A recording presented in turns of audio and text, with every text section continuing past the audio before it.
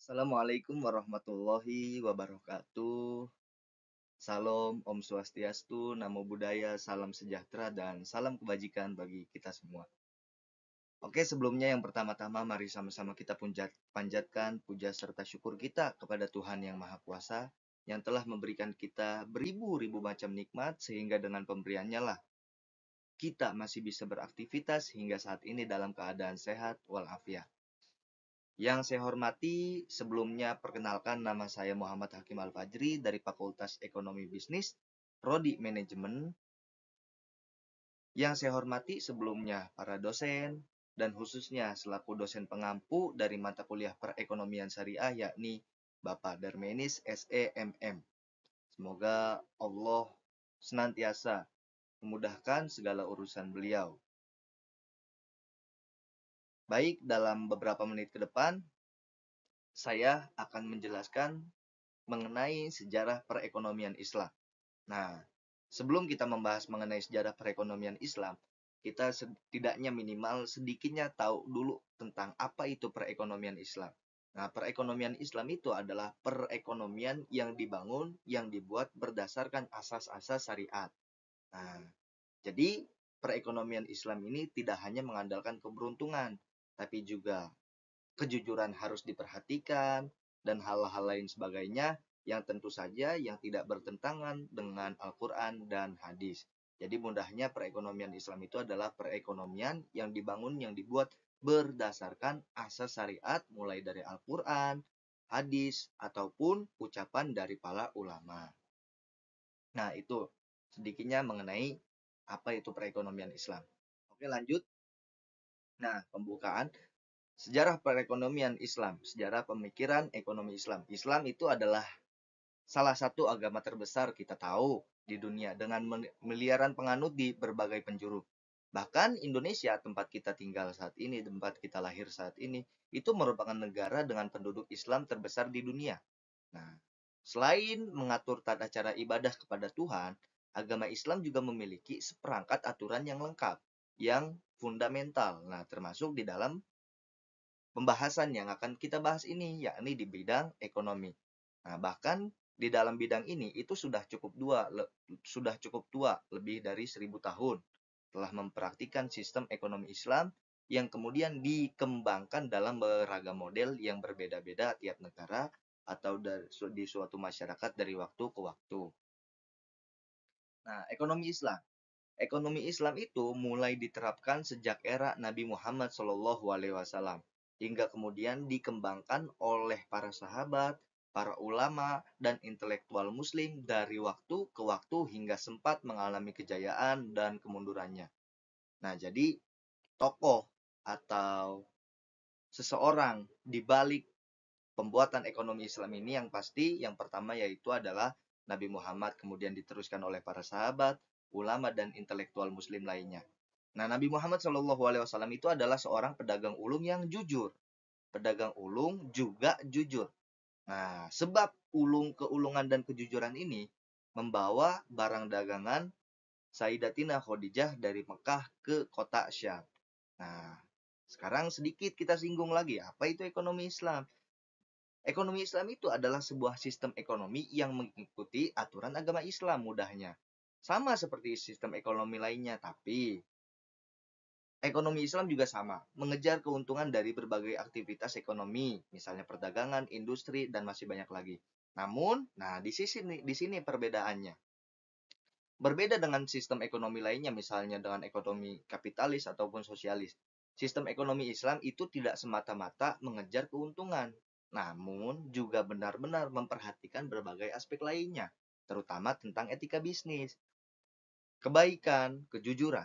Nah, di atas semua itu, ekonomi Islam menyeru bahwa semua aktivitas ekonomi itu hanya semata-mata mencari ridho Allah Subhanahu wa taala, menjauhi larangannya, dan menjalankan perintahnya dalam urusan ekonomi.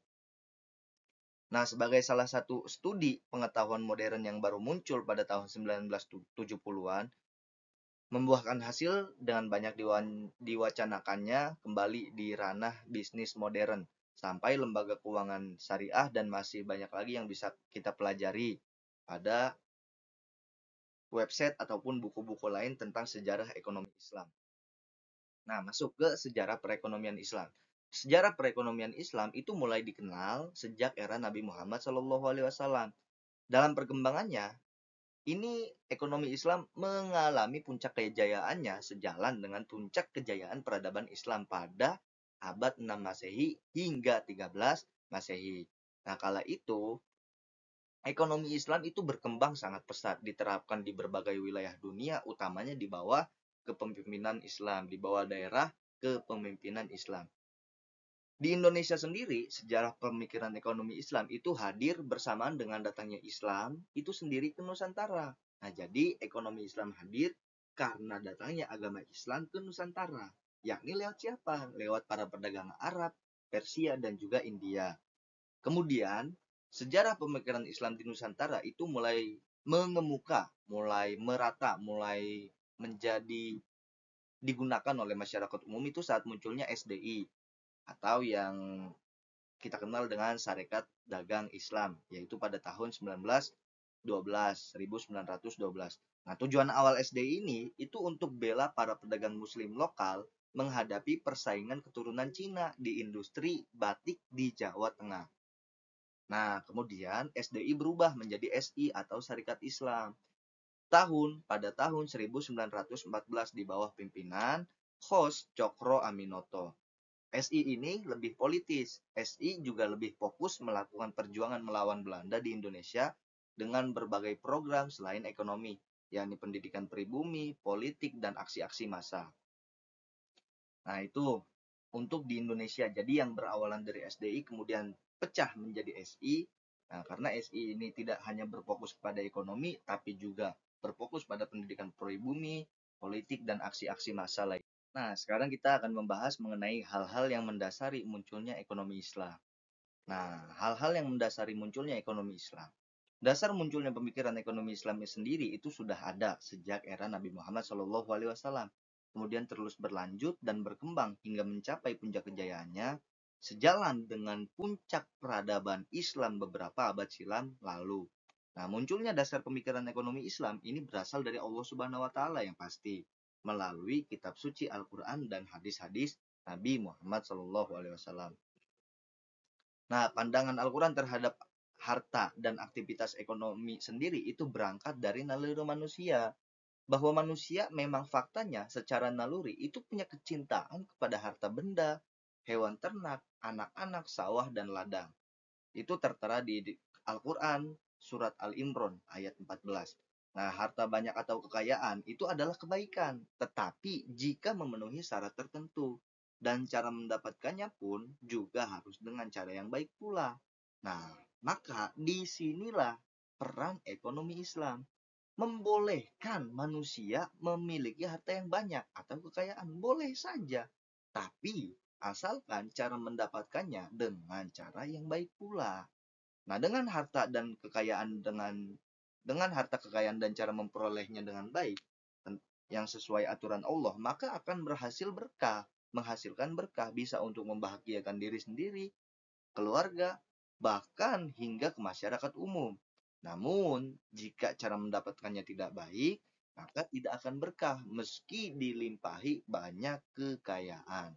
Nah, jadi fungsi salah satunya ada ekonomi Islam itu untuk mengatur dari mana sumber pendapatannya, dari mana mendapatkan kekayaannya, apakah didapatkan dengan cara yang baik atau didapatkan dengan cara yang buruk.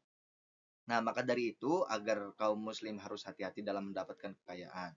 Karena ada konsekuensinya. Kaum muslimin itu dilarang mendapatkan harta kekayaan dari cara yang haram. Nah, dari yang haram pun bahkan sebaiknya menghindari cara-cara yang subhat. Subhat itu adalah sesuatu yang tidak jelas statusnya antara apakah dia ini halal atau apakah dia ini haram.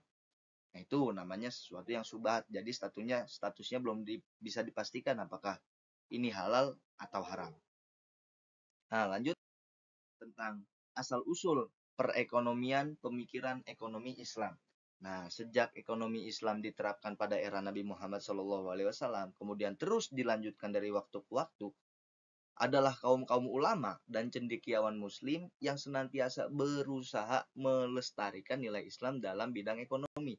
Nah, tokoh di balik pemikiran ekonomi Islam itu tadi kita sebutkan adalah para ulama dan cendekiawan muslim yang nanti ada beberapa disebutkan namanya. Nah, beberapa tokoh muslim yang terkemuka, terkenal, yang turut berkontribusi dalam mengembangkan ekonomi Islam itu adalah salah satunya Imam Ghazali yang merupakan ulama di segala bidang, Ibnu Taimiyah, Ibnu Khaldun, dan sebenarnya masih banyak lagi. Nah, mereka dengan ketulusannya senantiasa memberikan sumbangsih pemikiran dan karya-karya mereka dalam bidang ekonomi, meski mungkin beberapa di antaranya tidak secara khusus membahasnya. Namun jasa mereka itu begitu besar bagi dunia, termasuk bagi ilmu pengetahuan yang telah menyumbangkan gagasannya di bidang ekonomi. Nah, tokoh muslim terkemuka seperti Al-Ghazali misalnya, meskipun lebih dikenal sebagai filsuf muslim, itu juga ahli tasawuf. Namun sumbangsih pemikirannya di bidang ekonomi ini juga sangat penting sebagai cikal bakal dibentuknya ekonomi Islam setelah generasi sesudahnya. Begitu juga dengan tokoh-tokoh muslim lainnya yang tentu saja ikut menyumbang pemikiran mengenai ekonomi Islam dan pengetahuan ekonomi bagi dunia. Tentunya mereka senantiasa berpegang teguh terhadap kitab suci dan hadis Nabi dalam mengembangkan asal-usul dan sistem ekonomi Islam dan ilmu ekonomi. Artinya, yang mereka bangun, yang mereka buat, itu semata-mata berdasarkan dari sumber Al-Quran dan hadis, tidak hanya pemikiran logika semata. Nah, maka dari mereka lah kita mengenal bagaimana sistem ekonomi Islam yang sampai sekarang masih senantiasa dipraktikkan di berbagai belahan dunia. Meskipun saat ini faktanya sistem itu didominasi oleh sistem ekonomi yang lain ya, seperti kapitalis ataupun sosialis. Nah, dari tokoh-tokoh ini kemudian asal-usul ekonomi Islam menemukan momentumnya. Utamanya itu pada puncak kejayaan Islam beberapa abad yang lalu seperti zaman Khalifah kekhilafahan Bani Abbasiyah, Bani Umayyah, atau Sultan Utsmani dan lain sebagainya. Ekonomi Islam di mana pada saat itu yang semakin berkembang pesat. Nah, lalu kita akan bahas apa pentingnya mempelajari sejarah pemikiran ekonomi Islam. Oh, tentu penting sekali. Apa pentingnya mempelajari sejarah perekonomian Islam? Banyak manfaat jika kita mempelajari sejarah ekonomi Islam. Jika kita, khususnya kita yang muslim, dengan mempelajarinya, tentu akan bermanfaat menambah pengetahuan dan kekaguman kita terhadap konsep agama Islam. Karena dalam ekonomi Islam itu semuanya diatur secara sistematis dan tidak hanya memikirkan bagaimana aktivitas ekonomi yang semata-mata mencari keuntungan. Semuanya dipikirkan, dibuat, disusun dengan matang dalam agama Islam. Cara mendapatkannya, cara memperoleh keuntungannya, dan lain-lain sebagainya. Namun lebih dari itu, dalam ekonomi Islam, berbicara tentang mencari keuntungan juga harus memenuhi dimensi lainnya termasuk dimensi keadilan, kerelaan, kejujuran, kebaikan, dan masih banyak lagi. Salah satunya keredoan, karena redo itu adalah Sayyidul Ahkam. Nah, intinya ekonomi Islam itu menekankan pada konsep ekonomi yang sesuai dengan aturan Allah Subhanahu wa taala yang tertulis dalam Al-Qur'an dan juga merujuk kepada hadis Nabi Muhammad Shallallahu alaihi wasallam. Ekonomi Islam sendiri juga mencakup berbagai tema dari mulai ekonomi mikro hingga kebijakan ekonomi yang dilakukan pemegang otoritas moneter. Nah, hal ini juga dibahas pada ekonomi Islam, teori aplikasinya yang disajikan secara komprehensif dan mengemukakan pendapat para ahli. Nah, pentingnya mempelajari ekonomi Islam adalah dengan mempelajarinya tentu kita akan bisa mengetahui bagaimana mekanisme ekonomi Islam serta bisa menambah khazanah pengetahuan kita semua mengenai ekonomi. Selain yang sudah diajarkan di sekolah atau kampus tentang sistem ekonomi modern, kapitalis, sosialis. Nah, selain itu, manfaat lainnya jika mempelajari ekonomi Islam adalah kita bisa mengelola atau menjalankan etika dalam melakukan aktivitas ekonomi, seperti misalnya berdagang dan berbisnis dengan jujur. Nah, kenapa? Karena dalam Islam urusan ekonomi tidak semata-mata soal bagaimana kita berdagang, tidak, tapi bagaimana menjalankan bisnis, atau mencari keuntungan. Ada dimensi lain yang diatur dalam ekonomi Islam seperti keadilan kita, kejujuran kita, atau etika yang pasti juga dijunjung tinggi dalam ekonomi Islam. Nah, apa saja selanjutnya poin penting atau manfaat jika kita mempelajari atau mendalami tentang ekonomi Islam. Dengan mempelajari sejarah ekonomi Islam akan mengetahui prinsip-prinsip Islam dalam kegiatan ekonomi, yaitu salah satunya. Ekonomi Islam yang pasti itu menjunjung tinggi prinsip keadilan dan kebaikan dalam berbisnis. Tidak hanya keuntungan satu pihak, tapi harus saling menguntungkan kedua belah pihak. Yang kedua, ekonomi Islam itu menjunjung tinggi nilai keseimbangan dalam pemikiran. Yang ketiga, nah prinsip inilah yang mendorong untuk proses efisiensi bisnis dalam memperoleh keuntungan dan mencegah pemborosan, bukan justru sebaliknya. Nah, dalam distribusi, keadilan harus menjadi sebagai judgement yang akurat, faktor produksi dan kebijakan harga yang akan berefek pada keseimbangan wajar. Nah, itulah informasi tentang sejarah pemikiran ekonomi Islam dan pentingnya belajar sejarah ekonomi Islam. Dengan mempelajarinya, kita akhirnya tahu nilai-nilai Islam dalam ekonomi begitu luar biasa, tidak hanya menekankan aspek keuntungan semata, tapi juga harus memperhatikan keadilan, kebaikan, kemanusiaan, dan hal baik lainnya dalam menjalankan kegiatan berbisnis. Semoga informasi ini bisa bermanfaat. Nah, jadi itu. Kesimpulannya, yang pasti jika dalam ekonomi Islam itu tidak hanya kita diatur bagaimana cara berbisnis, tapi bagaimana cara berbisnis yang baik, yang jujur, yang adil, yang saling menguntungkan kedua belah pihak.